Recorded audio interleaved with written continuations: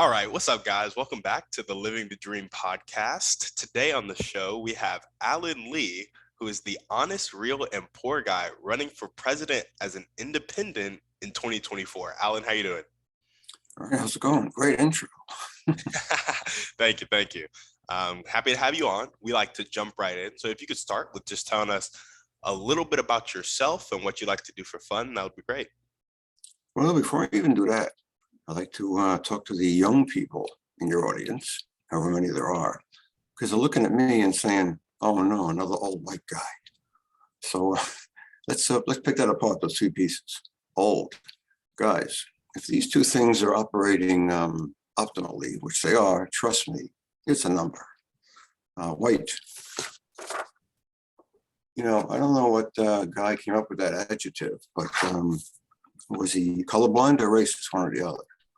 Just like if I took an African-American person, held up something that's, like that, up to his skin, same thing, colorblind or racist. So old is out the window, white is out the window. Guy, this time I looked, you got me on that one. But while I'm up, let's do a little commercial. Guys, if you want to find my website, just click this. You don't even need my name. Just put in honest, real, and poor guy. I'm before and president. Click on Google Sites, takes you right to me. So now that we got that out of the way. Sorry. Yeah, you're all good. So tell us a little bit more about yourself. What brought you to the decision to want to run as president, as an independent in 2024, and just what you like to do for fun and stuff. Yeah, well, people that know me growing up, if they saw what I'm doing now, they'd see, what the heck? Alan, politics, are you kidding? I was always a STEM guy, science and math. And I didn't give a damn about politics like most people, because, nothing really happens with it. Nothing changes in our life. Then Obama came along. And, because it was so revolutionary, I started reading a little bit about it. And I started to see, he's trying to make this thing better, and there's people trying to stop him. What the heck is wrong? So I started getting into a little bit more. And then Trump came along, and pretty much the same thing happened, because it works in both directions. And that pushed me over the top. I think it was maybe just a month or two after Trump was in. I saw it was happening again. And I started getting into it. I didn't just decide like that, hey, I'm going to be president and fix the planet. I just started little by little writing things and sending letters to Congress and you name it. I mean, you wouldn't believe the places I sent letters to. Physical letters and packages. These things were marked to look like the kid wrote them. So I was hoping people would actually open them and read them. And then emails and on and on. The list is a mile long. You wouldn't believe it. The top organizations on the planet we're talking about. And nobody answered me. I didn't get one answer from anybody. Email or regular letter. So just little by little, I got more and more frustrated. Well, I'm just going to do this on my own. And then I got the idea, well, let me make a website, which I never did before. I didn't even know how. I started making videos and podcasts. I didn't know how. Just everything on my own with no help at all. And I've been doing this for 4 years. And I came to the point, I thought I was going to run as a Democrat because you have to be one or the other. And Trump was president at that point, just to get their backing. And when I couldn't get their attention, I figured, well, then I have to run as an independent because they're ignoring me still. And then Biden got in, and I'm still trying again. So now I'm going to be up against two top guys, Biden and Trump, most likely. Going to make it even harder for myself. But I'm still willing to do it, really for two reasons. There's people dying out there, and nobody's doing much about it. And even the people that aren't dying, there's a heck of a lot of people suffering out there. And again, not too many people doing much about it. It's pretty ridiculous. Yeah, for sure. And so I guess a follow-up question is, do you have any background in politics, or did you just decide to be president? Zero background. Like I said, absolutely zero. And before you go on, if it's okay, I'd like to apologize to you because I might not be able to answer some of your questions. And there's 3 really valid reasons why. It's not a cop-out, but I'd like to go into them right now, if that's okay. Wait, I'm sorry, what'd you say? I may not be able to answer some of your questions because, and this is not a cop out, there's three really valid reasons why, which I'd like to talk about right now, if that's okay. Go for it. And then I'll do my best to answer them anyway. Well, one, my whole idea of doing this, every candidate has like a platform.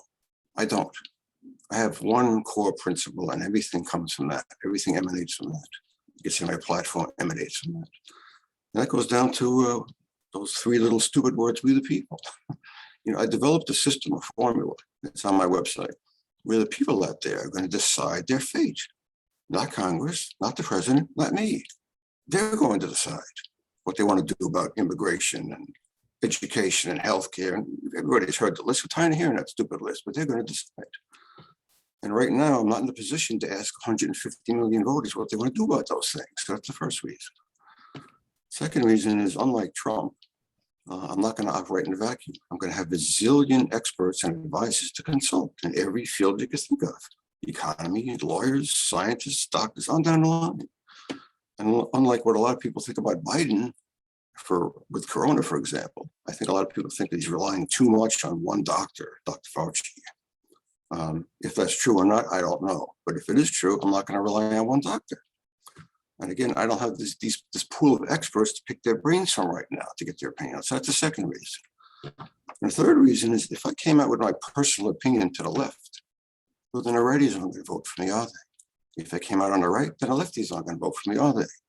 I'm doing this to win for two reasons. Again, to save lives and to improve the quality of life for the people who are still alive. If I come out in either extreme, it's not going to happen. So what the people tell me to do, that's what I'm going to do. My opinion is irrelevant. And Congress's opinion, if I get up there, is going to be irrelevant. We work for them. That's the way it's supposed to be. We're supposed to represent them. If anybody doesn't, they're going to get fired, including myself. Impeach me. I'll resign if I don't do what the people tell me to do. And I'll make sure Congress does the same thing. It's all on my website. So anyway, those are the three reasons. I'll fire away. I guess, we don't have to go through my questions. I can just come up with some on the spot. My question is, do you think being president is the best way to bring about change with the people who are suffering and dying out there? Definitely, because I do see the forest for the trees. If changes are made at the high level, it cycles down to the local level. Gotcha. Yeah, and I'm sure you're aware there's the other argument out there. Change being made at the local level will slowly spread and then change the higher levels. Too slow. That's the problem. Too slow. You got to start at the top. People listen to the people at the top. That's why nobody's listening to me so far, because I'm at rock bottom. Yeah, that's fair. And so I guess my follow-up question would be, the people at the top, I wouldn't say they're people who don't want change to happen. So why has change still been so slow, even when there are people at the top who are working towards it? Or do you just think they're not working towards it? Well, it's a little bit of both, but that's the old gridlock and stalemate and partisanship junk that they've been talking about for years, and it gets worse and worse. The left hates the right and the right hates the left, and they joke about each other and pick about each other and say curses behind each other's back, and they'll stab behind their back when they're not looking, and people really willing to kill each other. I got banned. My website got banned on Facebook years ago. It's been off more than it's been on. And I think the reason is because their automated algorithm thought that I'm an algorithm because I posted so doggone much. So it banned it. And I got lucky recently. Google made a major change with their websites, and I made the switch. So now my stuff is on a different website, which is not banned. So now I can put it on there again and try to spread the word. That'll help a little bit. So.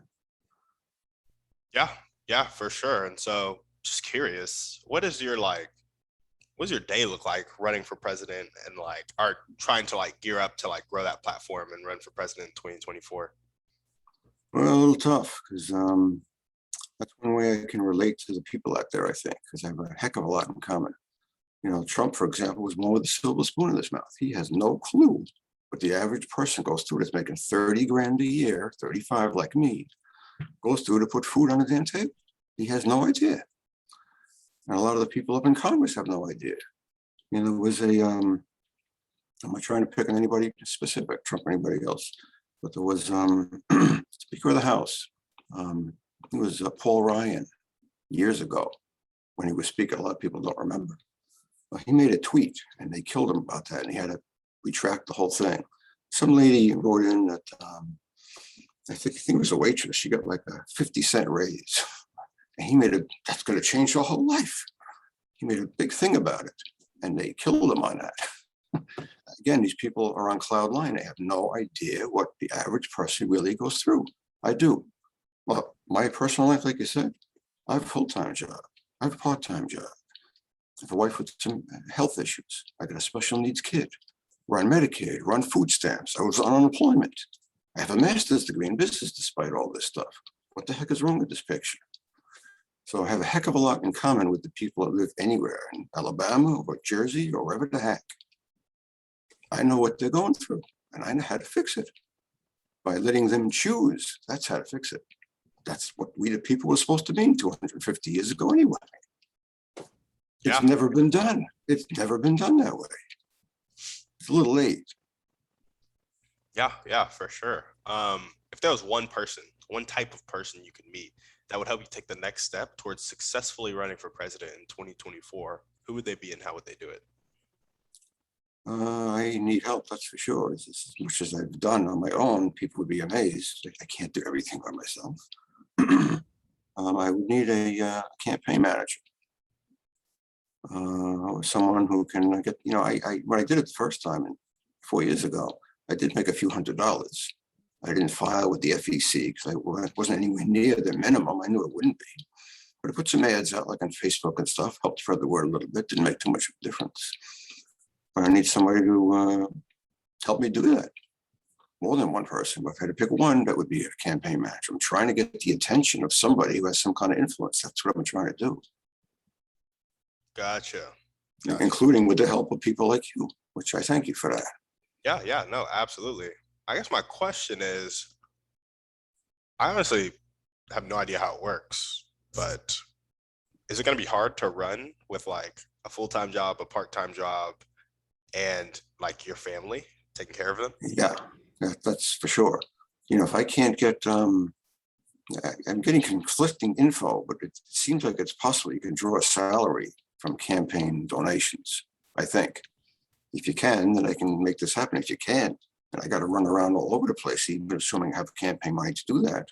But I can't pay my mortgage, well, then I can't do it. Yeah, no. Unless somebody's willing to help me, like Mr. Musk, instead of flying rockets all over the place. Even though I like rockets, I'm a space nut. Trust me, Star Trek. You live long and prosper, definitely. Yeah, for sure. Well, awesome. What's the most important one or two things that everyday people can do to help you get closer and closer to becoming that 2024 independent candidate? Spread the word. Because at this point, even on the posts that I put out, I tell them I'm not even asking for money right now, like I did last time. Just spread. Tell your family, tell your friends. In theory, this could be done without money. If people like me enough, it would be volunteers to just get me on the ballot in each state. That's all. And I did a little digging yesterday, and I found some things I didn't even know, because I read a little bit about this years ago, and I didn't do any digging. There's about 7 or 8 states that have no requirements to be a write-in candidate. People can just write on the ballot in anybody's name. They can write your name, write my name. There's no requirements. So if I could just spread my word about me to the people there, they could just write my name in. Not to do any kind of campaigning, if you know what I mean. And there's a good number of other states that have minimal requirements. You fill out some form and you email it to them. Notarized or not, no filing fee even, nothing. If you add up the number of electoral college votes in that, it's enough if it's a 3-way race. But believe it or not, I don't need every state. Even though when I'm living in, I'm in New York. I looked at the requirements, forget it. No wonder these guys need 100 lawyers with 100 people on each team. It's ridiculous. I'm not going to forget about New York, even though I live in New York. So unless I get a lot of help, you know. Yeah, yeah, for sure, for sure. And so I guess the kind of elephant in the room is, um, I know we haven't really gone into detail with, the information on your website and how you want to run when you win as president. But I guess my question is, um, how do you see it like actually changing with you as president and not like without getting gridlocked with all the checks and balances that are in our government? Well, that goes down to the actual formula that I figured out. It's 10 steps long on the website. Even though I wrote it, I don't have every step memorized in my head. What I can say is the last step is not listed because that one's going to stay in my head. And there's a reason for that. Whenever anybody tries to do anything, the people that are against them, they don't want you to do that. So it wouldn't be too smart to let everybody know all your plans, if you know what I'm saying. So number 10 is staying in my head. That's the big gun. That's the one I know it's going to be necessary, but I don't want my opposition to know what it is until it's too late. But I can still give you some of the other steps, whatever the heck I remember. I'm not going to go through every step, but the very first step is, all the problems that the world has, our country and the world, everything. Don't you think this stuff has been figured out by other experts before? Of course it has. This stuff has been analyzed. They have figured out answers. They just haven't been implemented. So my very first step would be to find these answers, do some digging. Go look at research centers and think tanks and universities and hospitals and on down the list, government agencies, watchdogs, whatever. And I'm going to find the top 2 answers to, let's say, education. I'm going to present them online on TV to the people out there and say, well, these 2 work the best. Have a little chart saying, well, if we do this one, this is going to happen. If we do this one, this is going to, what do you want to do? Tell me. Whichever one they pick, we're going to do surveys through Facebook and social media. That's a big part of it. And I'm going to formally present that choice to Congress and say, hey, we're supposed to represent the people. They're our boss. Our boss is telling us to do this. Now let's do it. Now let's wait and see what happens. And it just keeps going step by step through the different steps, if you know what I mean. Yeah, absolutely. And you said a lot of the voting would happen through social media and stuff. Yeah. Not only, media existed before there was social media. I'm still going to rely on TV and radio and podcasts. People like you too. Same thing. To spread the word and get people's opinions. Yeah, absolutely. Well, I'm excited to see how it turns out, how your race turns out, and we're gonna jump into I hope it's going to be a race, not just a snail. Yeah, we're gonna jump into our thriving 3, and actually, we're gonna scrap the thriving 3. I think this is a really important podcast for people because honestly, I'm a big dreamer, right? Like I have a goal of ending poverty around the world, and that's what I want to fight for. Mine too. And so, people hear that from me and they're like, that's crazy. It's like, no, it's not crazy. Yeah, but that's what they say. And honestly, yeah, well, I'm getting a little bit of it. Like I'm feeling what they usually say from you right now. And so I guess my question to you is what keeps you going and makes you bold enough to hop on podcasts and say, yeah, I make $35,000 a year right now. Nobody knows my name, but I'm going to be the next president as an independent in 2024. Like, what gives you the gall to go out and say that? Well, my whole life, like I said, I was a STEM guy, science and math. I was pretty unemotional too, sort of like Spock-like. And as the years went by, I just started to, I don't think it wasn't a button, but slowly I just started to feel that matters of the heart are more important than matters of the brain, as important as this is. And the 2 have to work in unison, of course. But if you have to pick one, the heart's more important. And I started to see how much suffering there was in the world. And, man's inhumanity to man. And the atrocities that we do to each other. You could cry right now if you actually knew the details. I mean, look what happened with that Gabby girl. The guy that killed her. talking to the guys at work, and I said, they had a fight. I'm sure he did this to her. That's what they found out. Now they found out that he's dead. And my personal opinion is, I have a feeling when he finally decided what he actually did, and he calmed down, and he decided he couldn't live with himself, I think he killed himself. They'll find that out pretty soon. It's either that or a damn bear got him, one or the other. But that's my opinion. I think he couldn't live with himself. So, we're feeling creatures. We're not Vulcans like Mr. Spock on Star Trek. And matters of the heart matter. And it just bothers the heck out of me that people are so much suffering. There's so much injustice. And, if you read the Constitution, I barely read any of it. Nobody has. Hardly anybody's even read the preamble. But I've read that. And, the first time I ever heard the preamble, ever, I was a little kid and I heard it on Star Trek. It was one of the reruns from Captain Kirk. That's what got me into it. And he recited the preamble on the show.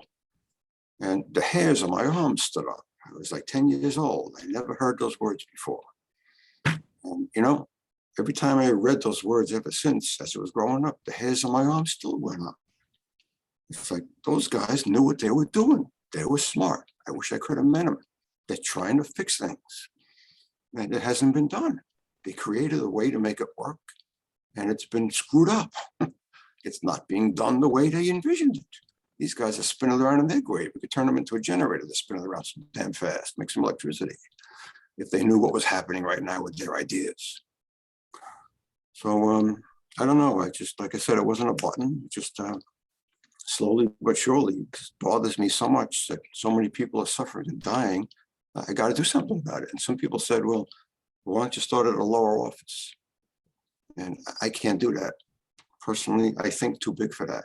I can't be involved with a local county assemblyman worrying about the garbage on the beach over there when there's people dying in, wherever, in Kenya or Russia or Jersey or wherever the heck, Alabama. People are people. Everybody needs help. It's not happening. Most likely, what I'm trying to do is not going to happen either. But I feel like I have to try. I really do. I feel like I have a connection with the founding fathers and all the good people. I made a list. One of the posts I made recently, they didn't even put up.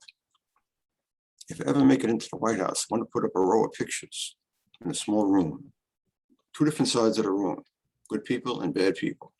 And I made a list of them. And the bad people like Hitler and on down the line, there's a zillion of them. I said, I don't even want to look those pictures in the eye. I don't even want to get that close to that evil. But I want to take the whole thing in and just know what they did and know what I'm fighting against. And the good people on the other side of the wall, I want to look them in the eye all the time and try to think what they were thinking and what was in their heart and make a connection with me and help what was in them help me keep going to make it work. I hope that will happen. It probably won't, but I'm going to try. Yeah. Yeah, no, absolutely. I love that. And so I love how your big why, keeps you from getting caught up in the weeds of people's opinions and the seemingly impossible nature of the task. I will say though, I don't know if you've ever read this book. It's called Think and Grow Rich. And what Think and Grow Rich is about thinking and growing rich. But more importantly, it teaches you kind of how to one, really believe in your dream and goal, and 2, visualize it and actually see yourself as the president in 2024. And I think I don't know how this stuff works, but a lot of successful people are this is what you need to do. You need to actually see it and believe it before it can happen. And also do not speak negatively about it. And so I'd check out that book and try to implement some of the tactics, and also surround yourself with people who don't speak negative. I had to catch myself on the podcast because I was almost a bit more negative about it than I wanted to be. And I saw myself trending that way. And I was like, ooh, I got to switch it up because I'm here to support you in your dreams and goals. And you're going to hit a lot of negativity coming out of nowhere saying that you want to be president, because it touches on a lot of other people's insecurities about great things that they want to do in their life, but don't believe that they can. Yeah, I appreciate that. You just remind me of something I was saying before. Lost my train of thought. But when I got banned from Facebook, I joined some of the other side, because Facebook is mostly lefty, I guess, like Instagram and Twitter, for example. But there's other ones on the other side, which a lot of people never heard of, like Parler, for example, that got banned because of something that Trump did, I think. But there's a whole bunch of other ones, and I joined them when I was banned from Facebook anyway. I made a minor modification of my intro, and the rest of my post was the same as I was putting on Facebook. And guess what? The conservative right people, they like me too. I even did a podcast with a guy like you, who was a staunch Trump supporter, young guy, white guy. I don't know what state he was in. After talking to me, he wants me instead of Trump. Yeah. So, it's like universal appeal. What I say, people like what I say. They know I'm trying to help. I got their back better than anybody ever would. Absolutely. Absolutely. I feel that. I guess my last question to you is, what is one action step that you can take right now or continue to take to get to your dream of sealing the deal as president in the independent party in 2024? And specifically around finding that next campaign manager, because I know that's the next step that you kind of need. That's the next person. Talking to more people like you. That's the answer. I love it. I was actually going to suggest something to talk to more people like me.